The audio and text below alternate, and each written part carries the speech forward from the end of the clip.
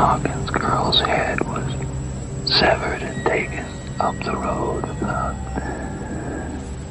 25 to 50 yards. And there. Ted Bundy was one of America's most notorious serial killers. Over a 4-year period, he brutally murdered and mutilated 30 women. I don't think anybody doubts that I've done some bad things. The question is what, of course, and how, and maybe even most importantly, why. His motives remained a mystery until hours before his execution, when he claimed a fatal addiction had fueled his horrific crimes.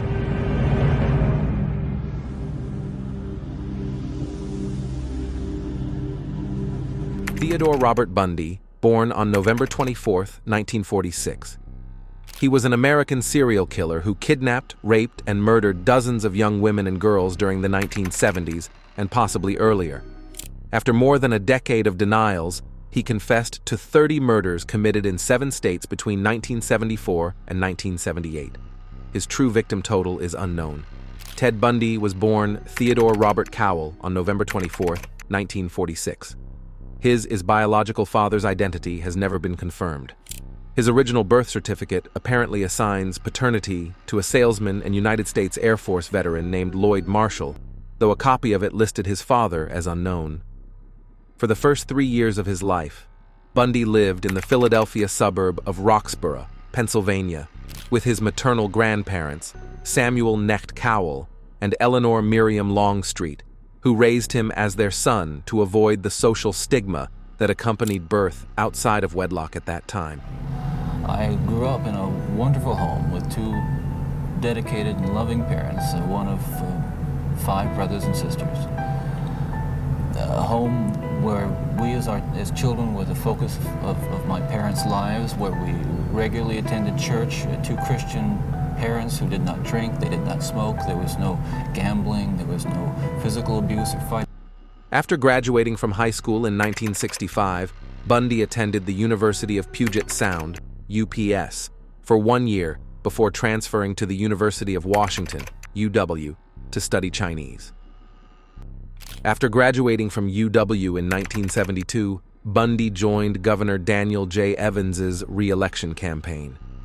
Posing as a college student, he shadowed Evans' opponent, former Governor Albert Rossellini, and recorded his stump speeches for analysis by Evans's team. Evans appointed Bundy to the Seattle Crime Prevention Advisory Committee. After Evans was re-elected, Bundy was hired as an assistant to Ross Davis, chairman of the Washington State Republican Party. Davis thought well of Bundy and described him as smart, aggressive, and a believer in the system. In early 1973, despite mediocre LSAT scores, Bundy was accepted into the law schools of UPS and the University of Utah on the strength of letters of recommendation from Evans, Davis, and several UW psychology professors. During a trip to California on Republican Party business in the summer of 1973, Bundy rekindled his relationship with Edwards. In the fall of 1973, he matriculated at UPS Law School and continued courting Edwards, who flew to Seattle several times to stay with him. They discussed marriage. At one point, he introduced her to Davis as his fiancée. There is no consensus as to when or where Bundy began killing women.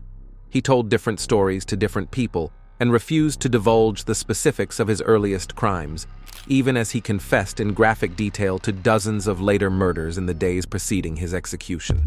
He told Nelson that he attempted his first kidnapping in 1969 in Ocean City but did not kill anyone until sometime in 1971.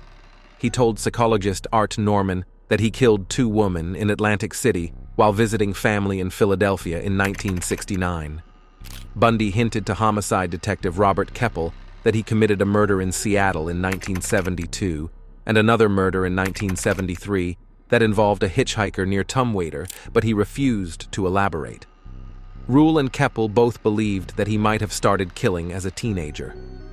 Bundy's earliest documented homicides were committed in 1974 when he was 27 years old. By his own admission, he had by then mastered the necessary skills, in the era before DNA profiling, to leave minimal incriminating forensic evidence at crime scenes, On August 16, 1975, Bundy was arrested by Utah Highway Patrol Officer Bob Hayward in Granger, another Salt Lake City suburb. Hayward observed Bundy cruising a residential area in his Volkswagen Beetle during the pre-dawn hours and fleeing at high speed after seeing the patrol car. He noticed that the Volkswagen's front passenger seat had been removed and placed on the rear seats, and searched the car. He found a ski mask, a second mask fashioned from pantyhose, a crowbar, handcuffs, trash bags, a coil of rope, an ice pick. Bundy explained that the ski mask was for skiing. He had found the handcuffs in a dumpster, and the rest were common household items. However, Detective Jerry Thompson remembered a similar suspect and car description from the November 1974 DeRanch kidnapping, and Bundy's name from Klopfer's phone call a month later. Salt Lake City police placed Bundy on 24-hour surveillance, and Thompson flew to Seattle with 2 other detectives to interview Klopfer. She told them that in the year prior to Bundy's move to Utah, she had discovered objects that she couldn't understand in her house and in Bundy's apartment. The detectives confirmed that Bundy had not been with Klopfer on any of the nights during which the Pacific Northwest victims had vanished, nor on the day Ott and Naslund were abducted from Lake Sammamish State Park. Shortly thereafter, Klopfer was interviewed by Seattle homicide detective Kathy McKesney's and learned of the existence of Diane Edwards and her brief engagement to Bundy around Christmas 1973. In September, Bundy sold his Volkswagen Beetle to a Midvale teenager. Utah police impounded it, and FBI technicians dismantled and searched it. They found hairs matching samples obtained from Campbell's body.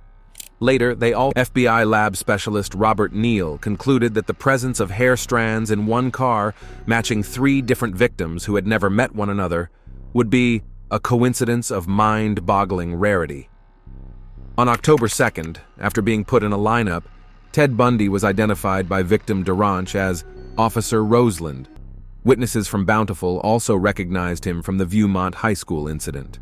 Although there wasn't enough evidence for Kent's case, Bundy was charged with aggravated kidnapping and attempted assault in the DeRanch case. Released on $15,000 bail, he stayed in Seattle, surveilled by police. The Pacific Northwest murders lacked evidence for charges, but police closely monitored Bundy during this period. In February 1976, Bundy opted for a bench trial, waiving a jury due to public scrutiny. Judge Stuart Hansen Jr. found him guilty of kidnapping and assault in the DeRanch case, sentencing him to 1 to 15 years. In October, Bundy was caught with an escape kit in prison. Colorado charged him with Campbell's murder, leading to his extradition in January 1977. In 1975, Bundy was arrested and jailed in Utah for aggravated kidnapping and attempted criminal assault. He then became a suspect in a progressively longer list of unsolved homicides in several states. Facing murder charges in Colorado, Bundy engineered 2 dramatic escapes and committed further assaults in Florida, including 3 murders, before his ultimate recapture in 1978. For the Florida homicides, he received 3 death sentences in 2 trials and was executed at Florida State Prison in Rayford on January 24, 1989. I can tell you that everything's moving ahead with plans for the execution at 7 a.m. Bundy was offered a last meal about 40 minutes ago. He was offered steak and eggs, and he refused it. Prison officials are now preparing to shave his head and prepare him for execution at 7 o'clock. Thank you for watching the video. Hope you all liked it. Do not forget to subscribe and turn on notifications so you will never miss any episode of our enthralling series. We are looking forward to seeing you next time, so stay curious about next video.